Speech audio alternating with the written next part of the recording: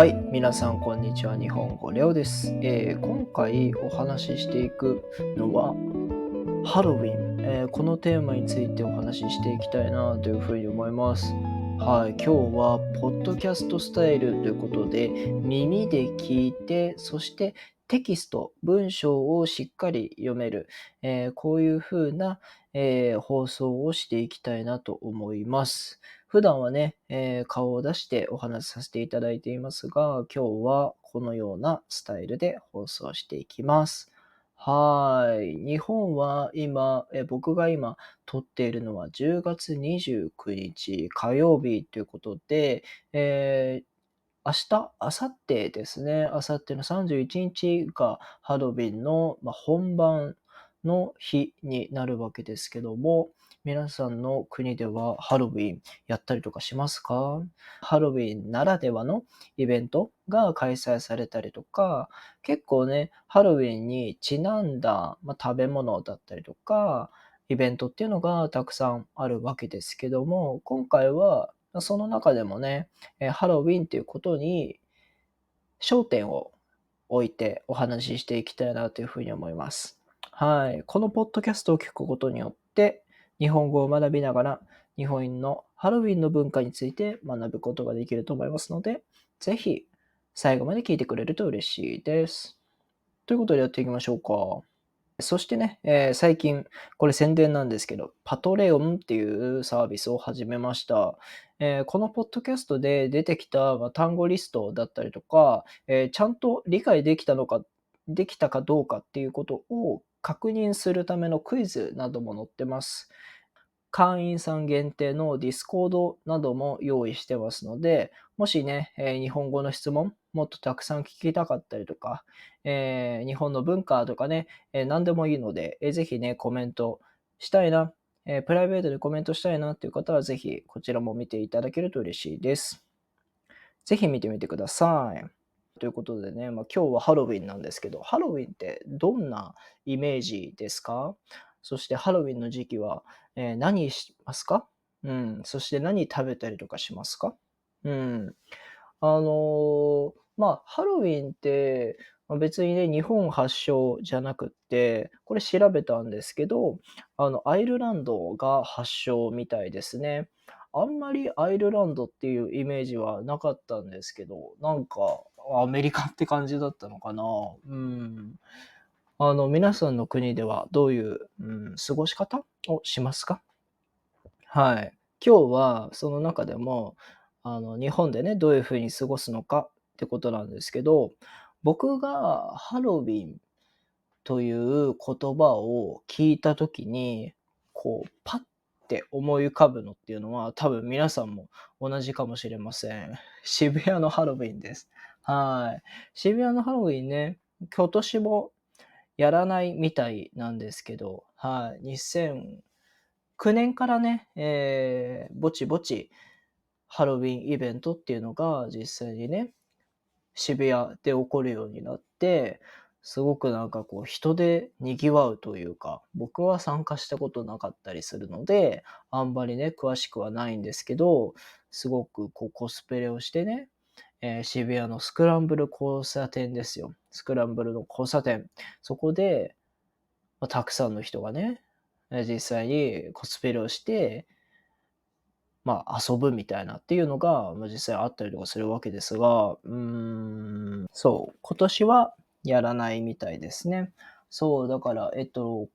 年もやらなかったと思うんですけど、結局ね、そういう風に、ハロウィンという文化は、なくなってしまうのかと思いきや、あまりね、ご存知ないかもしれないですけど、池袋とかではね、ハロウィンイベントっていうのが開催されていて、すごくね、多くの人が、たくさん参加する、そういうね、イベントっていうのも実際に開催されたりとかしています。うん、だから別に渋谷がやらないとはいえ、他のね、場所、例えば、大きいところで言うとディズニーランドだったりとか、あとは USJ、そういうようなね、ところでは実際に開催されていたりとか、みんなこうコスプレをして楽しんだりとかしています。そう。日本でのハロウィンの楽しみ方って、ハロウィンにちなんだというか、好きなね、コスプレをするっていうことも一つあるんですけど、まあ、みんながみんなね、コスプレするわけじゃないんで、例えばですけど、こうハロウィンにちなんだものを買う、そのかぼちゃにちなんだ、なんかこうマグカップ買ってみたりとか、キャンドルですよね。なんかこう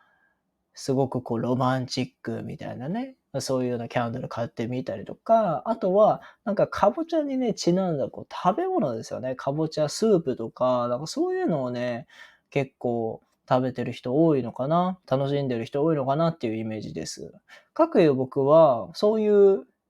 過ごし方をします。そのトリックオアトリートって言ってね、お菓子くれなきゃいたずらしちゃうよっていう、そういうフレーズがあったりとかしますけど、僕が小学生の時は割とそういう、なんか小さめのイベント、その親御さん、親の方々とか、あとは、小学校の先生とかが企画して、企画っていうのは、こう、先生たちが考えて、イベントを作ること、そういうことを、企画するっていう風に言うんですけど、企画してくれたりとかしてましたね。うん。それでなんか、お菓子食べたりとかして、結構楽しんでいたっていうのはあるんですよ。そういう時に、なんかかぼちゃスープ飲んだりとか、食べ物を食べたりとかしてました。そう。僕としては、そういうこうイメージ、が大きくって、その中でも、すごく一番覚えてるのは、ディズニーランドですね。僕はあんまりね、こうディズニーとかたくさん行くタイプではないんですけど、あの、ディズニーはね、東京ディズニーランドっていう風に言ってるんですけど、本当は千葉県にあるんですけど、千葉県のね、幕張じゃないわ。幕張じゃない。舞浜。そう、舞浜ってところにあるんですけど、僕の家からはだいたいどのぐらいだろうかな。1時間半とか2時間ぐらいのところで着く場所があってね。僕は小学生の時はね、何回ぐらい行ったんだろう。2回ぐらい行ったのかな。そのうちの1回が、ハロウィーンだったんですよね。そう、ハロウィンの時期って何がいいのかっていうとね、こう、暑すぎないし、寒すぎない、すごくこういい秋の時期ですよね。そこがすごく、やっぱなんか、ディズニーランドってすごく広いから、あの、めちゃめちゃ歩くんですよ。だからすごく疲れちゃうし、夏の時はめちゃめちゃ暑いから、それで疲れちゃうでしょ。で、冬の日っていうのは、それはそれで寒いから、僕もね、年末年始っていう年越しですよ。年越しでディズニー行って、限定でね、開いてるんですよ。普段ね、ディズニー行って、朝から、夜の手前というか、朝から夜までって、やってると思うんですけど、年越しの時期だけ、夜から朝方までっていう風に、年越しディズニーっていうのがあったりとかするんですけど、僕はそれね、1日だけ参加したことがあって、1回だけね、参加したことがあって、いや、めちゃめちゃ寒いのよ。めちゃめちゃ寒くて。あの、海風とね、陸風っていう風に言うんですけど、めちゃめちゃこう、寒い風がさ、海の方からね、もうドドドダってこう来て、ほんとにね、もう早く帰ろうぜってね、母親と一緒に行ったんですけど、その時。行ったぐらい、寒かったっていう思い出があります。そう。っていうぐらい、やっぱディズニーって楽しめる時期、すごくこう快適にさ、過ごせる時期と、過ごせない時期ってすごく、分かれてるから、もうそんな中でね、この時期、ハロウィンの時期にディズニー行くっていうのはとてもいい機会なんですね。そう、だから僕はね、やっぱディズニーランドっていうのもすごくいい思い出だったりとかします。はい。皆さんのハロウィン、どんな風に過ごしますか？僕はすごくね、海外の事例、皆さんの事例っていうのはすごく気になるので、もしよかったらね、